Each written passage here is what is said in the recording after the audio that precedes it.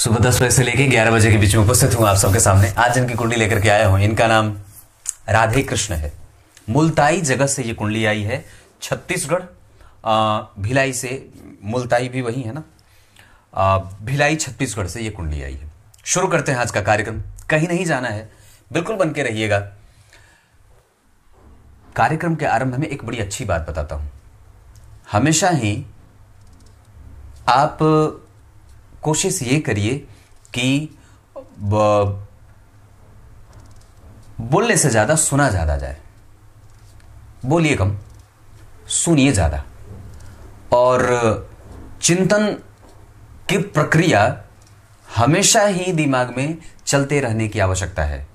चिंता नहीं, चिंतन की प्रक्रिया हमेशा ही चलते रहने की आवश्यकता है।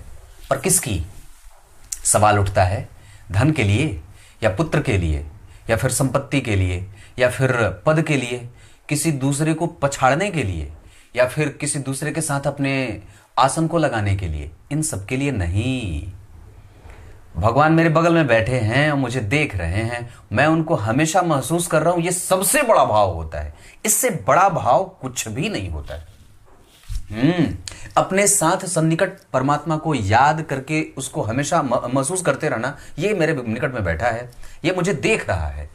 मैं उसे भले पहचान ना पाऊं, पर वो मुझे बहुत अच्छे तरीके से जन्म से समय और जन्म के पूर्व जन्म के पहले ही देख करके बैठा है। वस्तुतः लघु सिद्धांत कौमुदी की एक बड़ी अच्छी बात है कि वो परमपिता परमेश्वर कुछ भी नहीं कर सकता, कुछ भी नहीं कर सकता। बस वो सिर्फ टकटकी लगा करके देख सकता है, पर उसका देखना ही सर्वस्व होता है।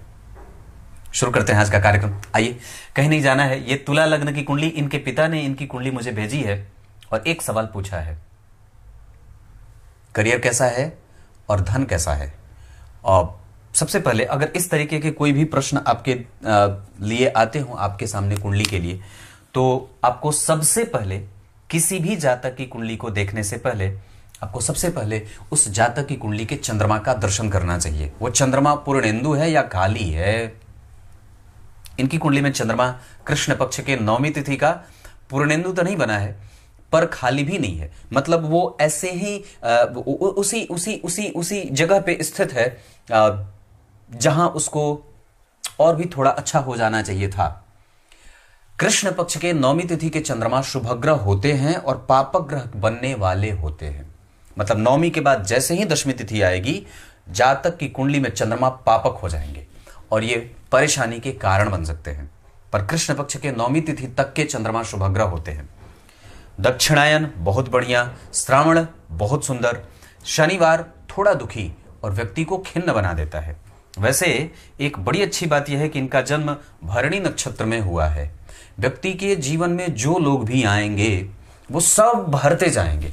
और भरणी नक्षत्र में जन्म होने से व्यक्ति अनुभवी होता है, दानी होता है, परोपकारी होता है, सम्मानित होता है, धार्मिक पुस्तकों को अध्ययन में रखने वाला होता है, चिंतन करने वाला होता है, समझदार और अपने आप को श्रेष्ठ समझने वाला होता है। वो कई बार अपने सामने किसी को लगाए ही नहीं, ऐसा वाला भाव।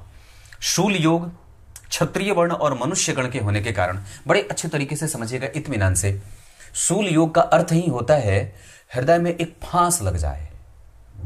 जैसे मछलियों को कैसे फांस लग जाती है तो वो निकल करके बाहर आ जाती हैं, वैसे ही इंसान के जीवन में सूल धंस जाए। ओह, मेरे साथ ऐसा क्यों हुआ था, जिसके सवाल के उत्तर के लिए वो निरंतर चिंतित रहता है। ऐसी कोई घटना ना हो और ऐसी कोई भी इंसिडेंट आपके जीवन में ना हो। इसको कैसे हटाया जाए? तो इसको हटाने के पीछे का एकमात्र कारण या एकमात्र विकल्प आपके पास ये हो सकता है कि प्रत्येक गतिविधि को बहुत ही सूक्ष्मतया अन्वेषण करके विलक्षणता से युक्त होकर के कोई भी निर्णय लिया जाए, ताकि बाद में पश्चाताप ना करना पड़े। जैसे आपके जीवन में कौन आ रहा है, आपने किसी पे भरोसा बहुत ज्यादा तो नहीं किया है, और कितनी ज्यादा बार आपने अपने निर्णय को लेने से पहले अपने आप से यह सवाल पूछा है, रुको, मैं होश में तो हूं। बेहोशी में लिए गए निर्णय प्रायः गलत सिद्ध हो जाते हैं। हर बार पूछिए खुद से, आप कितने बेहोश हैं और कितने होश में हैं। होश में हैं? लोग पूछते हैं होश में तो है दिमाग। हाँ, वो सही पूछते हैं। होश में हो जाना मतलब चिंतन में लग जाना, बेहोश हो जाना मतलब चिंता में लगा है, क्योंकि चिंता में रहेगा तो बेहोश है, होश में रहेगा तो चिंतन करेगा, और बेहोश रहेगा तो चिंता करेगा। आप किस स्थिति में हैं? और इन कुंडली का जन्म क्षत्रिय वर्ण और मनुष्य गण के होने के कारण ईर्ष्या, द्वेष, छल, कपट, मोह, मात्सर्य, प्रभाव, आभाव, अनुराग और विराग, वितराग सबकी स्तुति है। मतलब व्यक्ति मिक्सचर है, सब कुछ साथ में ढोएगा। परमात्मा की तरफ बढ़ने और परमात्मा बन जाने में बड़ा भेद होता है, तो बढ़ने की प्रक्रिया शुरू कर देनी चाहिए। निरंतर कैसे बेहतर बना जाए, इसके लिए ये कुंडली आगे रहेगी। हालांकि ये तुला लग्न की कुंडली है। लग्नेश दशम स्थान में बैठे हैं, सूर्य बुध शुक्र, शुक्र बुध सूर्य केतु राहु के प्रभाव में। यहां कई बार व्यक्ति के मेंटल अनएस्टेब्लिशमेंट का कारण ये राहु बनेंगे, और यहां व्यक्ति को कई बार लालची होते देखा जाता है। धन भाव के अधिपति मंगल और पंचम भाव के अधिपति शनि, ये दोनों एक साथ एकादशवें भाव में युति करके धनेश धन भाव को मंगल चौथी दृष्टि से देख रहे हैं, और मंगल धन भाव के अधिपति, पंचम भाव के अधिपति। जरा विचार करिए कुंडली कितनी अच्छी बनी, दो राशियां मजबूत हो रही हैं। कैसे? धन भाव के अधिपति ने धन भाव को देखा, राशि बलवान हो गई। पंचम भाव के अधिपति शनि ने पंचम भाव को देखा, राशि बलवान हो गई। लग्न के अधिपति दशम भाव में बैठे हैं सूर्य के साथ, जो लाभेश है, तो लग्न और लाभ के अधिपति एक साथ बैठ गए तो ये क्षेत्र बलवान हो गया। और बुध बैठ गए भाग्य भाव के अधिपति दशम स्थान में, तो ये दशम स्थान बलवान हो गया। पर सूत्र क्या कहता है? सूत्र कहता है सूर्य बुध और शुक्र बैठना तो एक ही साथ चाहते हैं, पर वस्तुतः जब बैठ जाते हैं तो मशक्कत शुरू कर देते हैं। इसका अर्थ होगा कि व्यक्ति को सबसे ज्यादा चिंतन कहां करनी है? सबसे ज्यादा चिंता, क्योंकि दशम स्थान के केतु जब तीन ग्रहों के साथ बैठेंगे, हालांकि बैठे वो किसी खराब के साथ नहीं है, लग्नेश के साथ राहु केतु का संपर्क, भाग्येश के साथ राहु केतु का संपर्क और लाभेश के साथ राहु केतु का संपर्क कभी खराब नहीं होगा। परंतु दशम स्थान के केतु चंद्रमा की राशि में बैठे हैं, और वो चंद्रमा जन्म कुंडली में उच्चाभिलाषी हो रहा है, उच्च की राशि की तरफ बढ़ना, इससे चंद्रमा के पास बल मिलेगा और व्यक्ति की प्रवृत्ति बिल्कुल ही साफ, स्पष्ट और साफ कोरी मानसिकता हो जाती है, एकदम बिल्कुल स्पष्ट, एकदम जिसको बोलते हैं ना, पंचांग में होता है एक शब्द गोधुली। गोधुली मतलब बहुत ही एकदम बढ़िया, शुद्ध, स्पष्ट। तो वैसे ही इस व्यक्ति का चरित्र गोधुली हो जाए।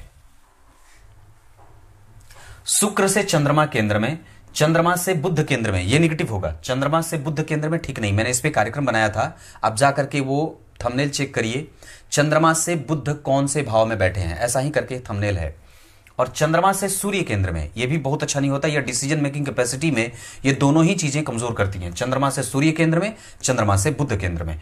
पर चंद्रमा से शुक्र केंद्र में होंगे तो भाव अच्छा बनेगा, दाम्पत्य का, डेली रूटीन का, इनकम का, पद का, प्रतिष्ठा का, और साथ ही साथ व्यक्ति के जीवन में राहु की दृष्टि जब शुक्र पे पड़ेगी तो व्यक्ति को खर्चीला, राहु की दृष्टि जब बुध पे पड़ेगी तो भाग्य में और तर्क में, मंत्र में, बल में, पूर्वजों का, दादा दादी का बल, ये सब बढ़ता है। और राहु की दृष्टि सूर्य पे पड़ेगी तो व्यक्ति के जीवन में कई जगह से धन कमाने और आत्मबल पे कभी कभी कमजोरी और पिता को चिंतित करने वाले होंगे, ये बोल दिया। पराक्रम भाव के अधिपति पराक्रम में, और यहां से बैठ करके उन्होंने चंद्रमा को देखा है जो दशम स्थान के अधिपति हैं। तो पराक्रमेश और दशम भाव के अधिपति जब एक दूसरे को देखते हैं, युति को समझिए और दृष्टि के संबंधों को समझिए। कुंडली बड़ी विलक्षण बात होती है और बड़ी बातें बता देती हैं।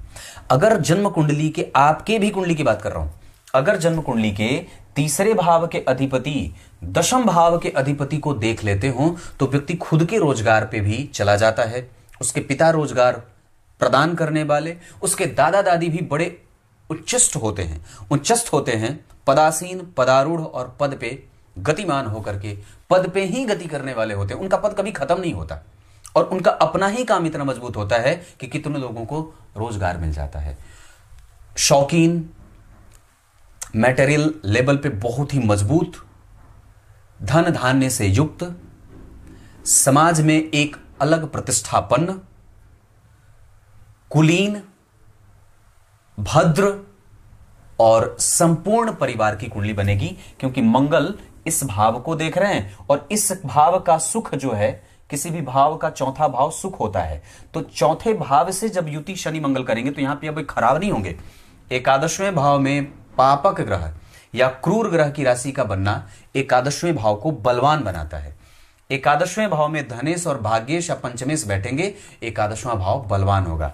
एकादशवें भाव में धनेश, एकादशवें भाव में लाभेश या पंचमेश और एकादशवें भाव में भाग्येश अगर बैठ जाएं तो महाधनी, महान ये धन का योग लगा देता है। ये योग आपकी कुंडली में लगा। व्यय भाव के अधिपति दशम में और बैठे हैं लाभ भाव के अधिपति और लग्न के साथ। अब इसका अर्थ होगा कि व्यक्ति को पेट अजीर्ण और कई बार संवेदनाओं में गड़बड़ी पैदा होती है। अपने आप को सही तरीके से रिप्रेजेंट न करना भी एक कमजोरी होती है, और वो बड़ी कमजोरी के रूप में कई बार व्यक्ति को परिभाषित करवा देती है। मतलब अपने कम्युनिकेशन पे ध्यान देने की आवश्यकता, विदेशों में जाने से बिल्कुल भी परहेज न करना, घर से जितना दूर हो सके रहने की आदत, अपने लोगों से जितना ज्यादा हो सके शांत गंभीर जुड़े रहें, पर उनको भूले नहीं, पर वस्तुतः उनके पीछे अपना वक्त बर्बाद ना करें।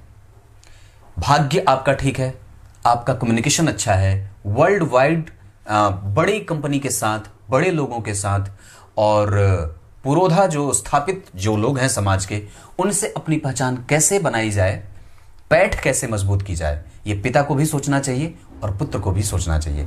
बड़े और ऊंचे लोगों तक कैसे पहुंचा जाए, इसका भाव कैसे बनाया जाए, इस बात पे विचार करना चाहिए।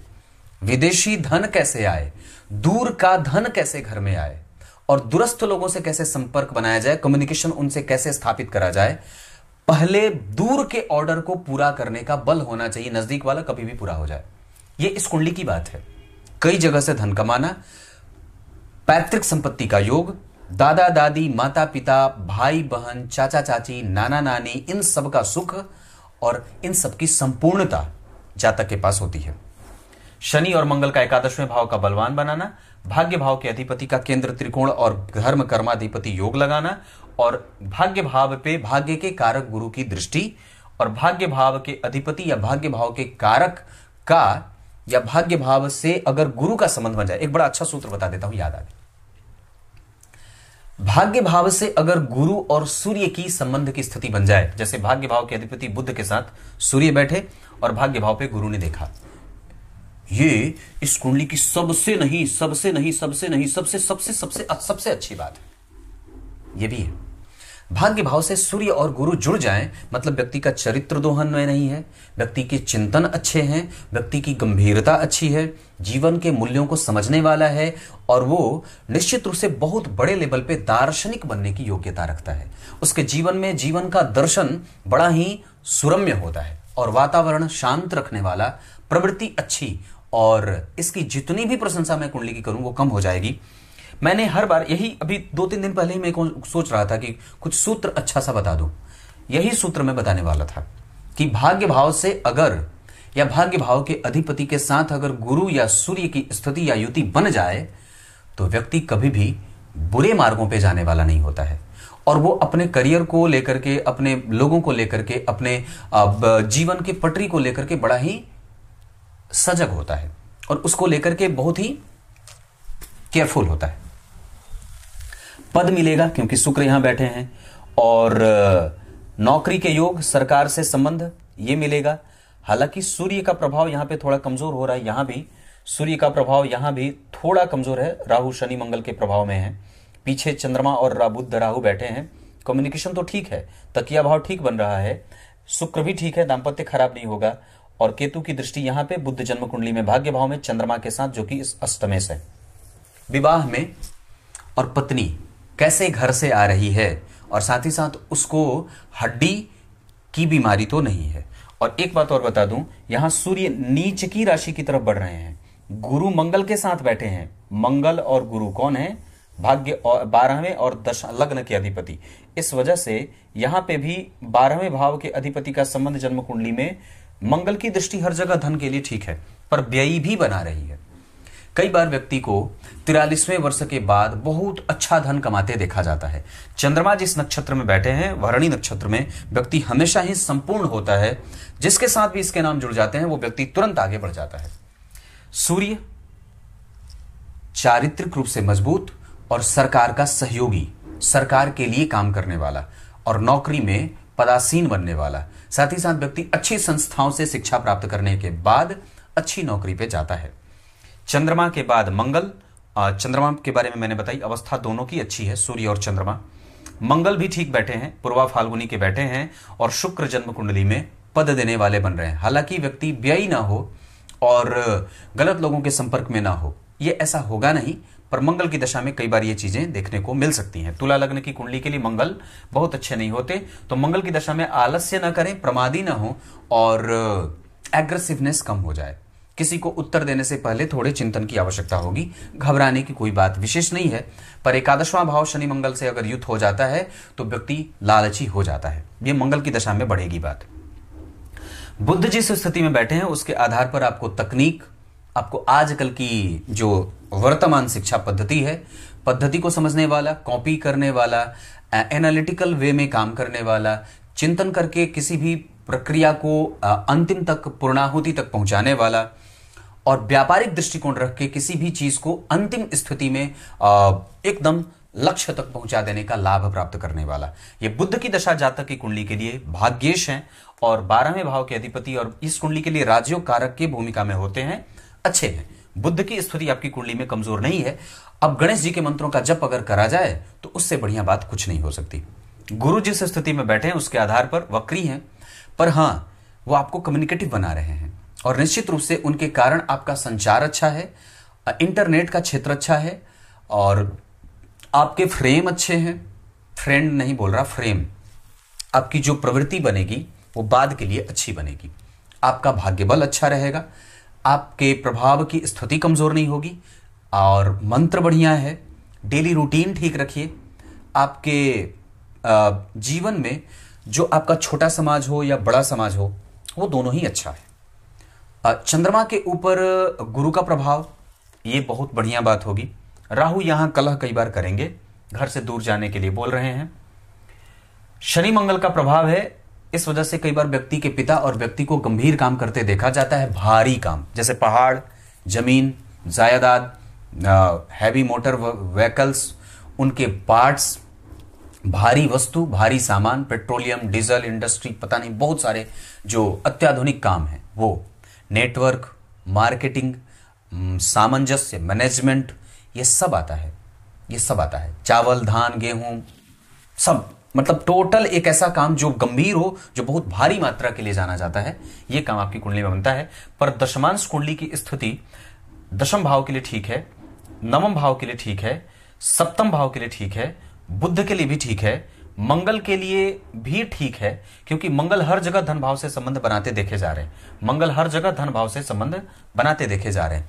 इस कुंडली की दशा में मंगल की दशा मुझे काफी हद तक धन के मामले में परिणाम देते हुए देखी जा रही है और यह आश्चर्य की बात नहीं है। मंगल अपनी राशि को देख रहे हैं, मंगल उच्च की राशि को देख रहे हैं, मंगल लाभेश होकर के बैठ रहे हैं। एकादशवें भाव में शनि धनेश होकर के 12वें भाव में बैठ रहे हैं। ऐसी अवस्था में व्यक्ति को धन मिलता है पर व्ययी हो जाता है। दूसरों के बारे में सोचने से ज्यादा बढ़िया होगा कि कई बार आप निर्णय लेकर के उसको कैसे सही सिद्ध किया जाए, इस पे विचार करिए, ये बात बनती है।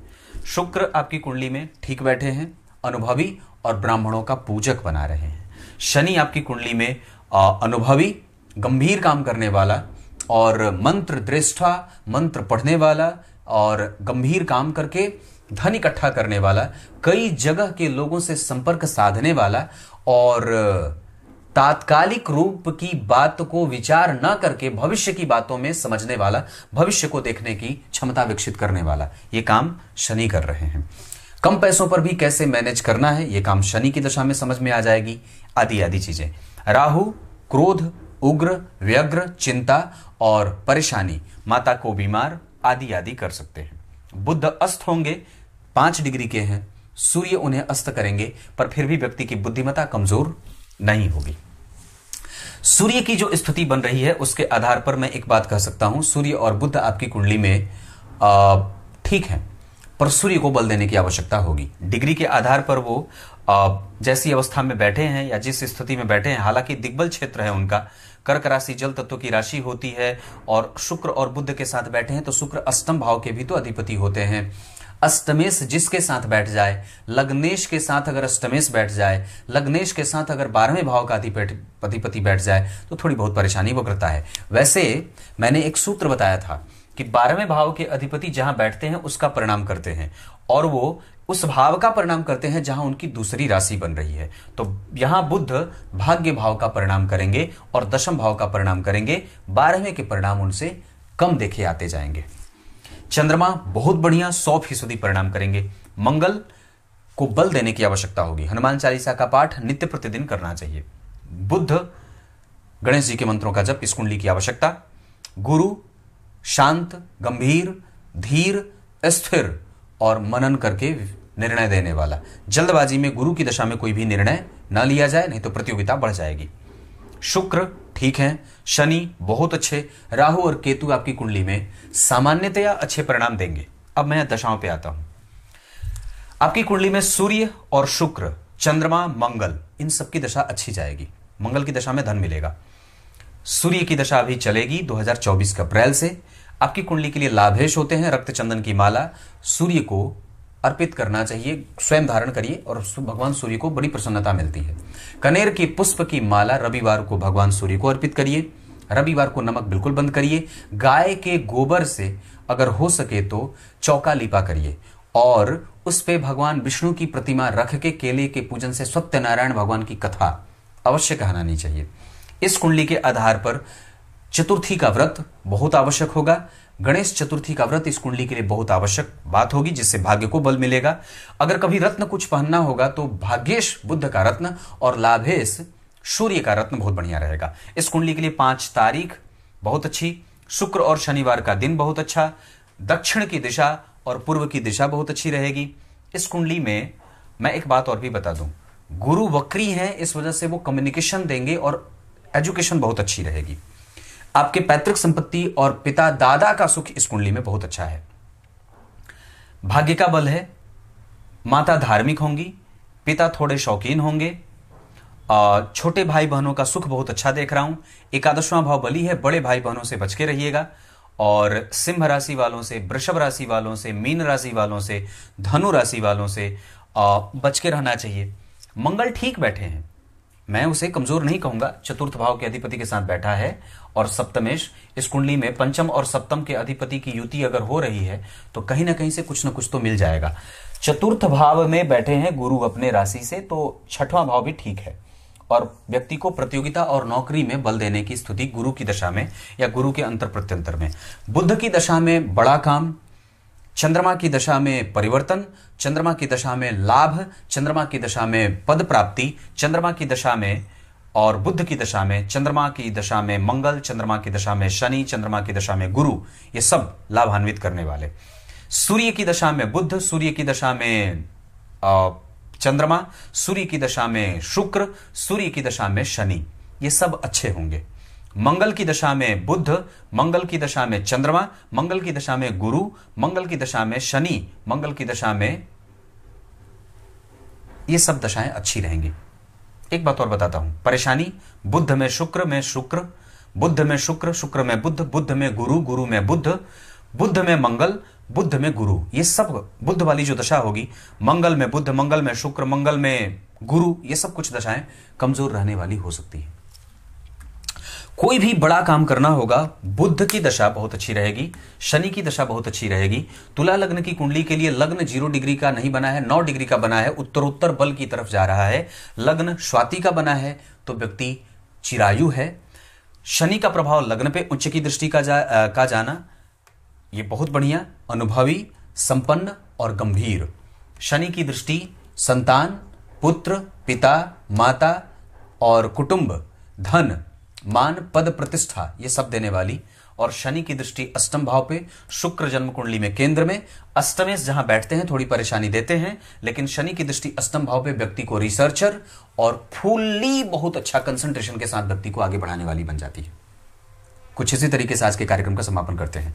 व्यक्ति खुद का रोजगार भी कर सकता है, पर वस्तुतः पहले सरकारी नौकरी के बारे में विचार करना चाहिए। अभी कम से कम शुक्र की दशा 2024 तक है, कोशिश करिए कि इसमें जीवन को दिशा मिल जाए। वैसे अभी आपके पास अवस्था बहुत अच्छी है।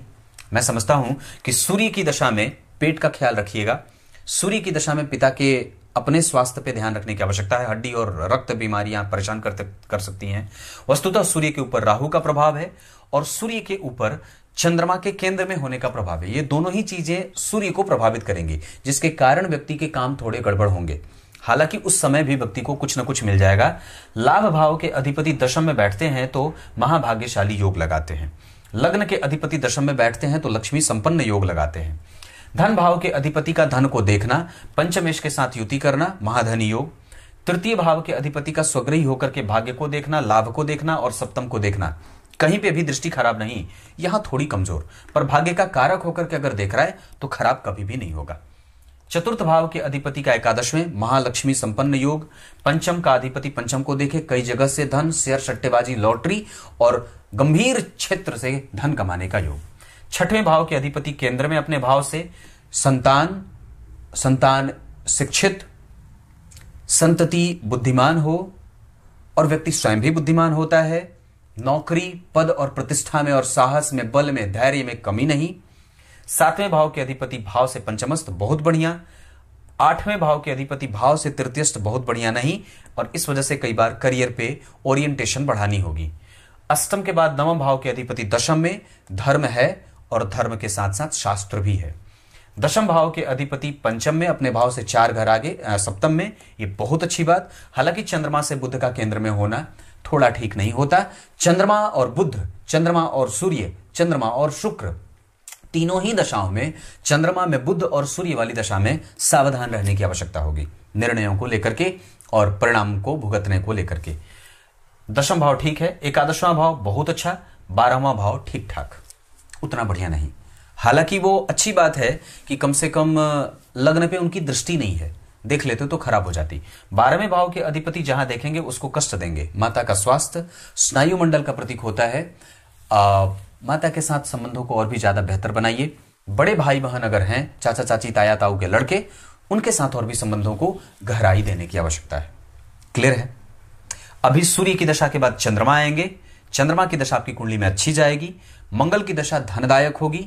राहु की दशा सामान्यतया पहले देगी, बाद में खींच लेगी। इस वजह से राहु की दशा में जितना ज्यादा हो सकेगा बटोरने की कोशिश करिएगा, देने से बचिएगा और घर से दूर जाइए, दक्षिण और पूर्व दिशा में। तब तक के लिए बहुत बहुत नमस्कार।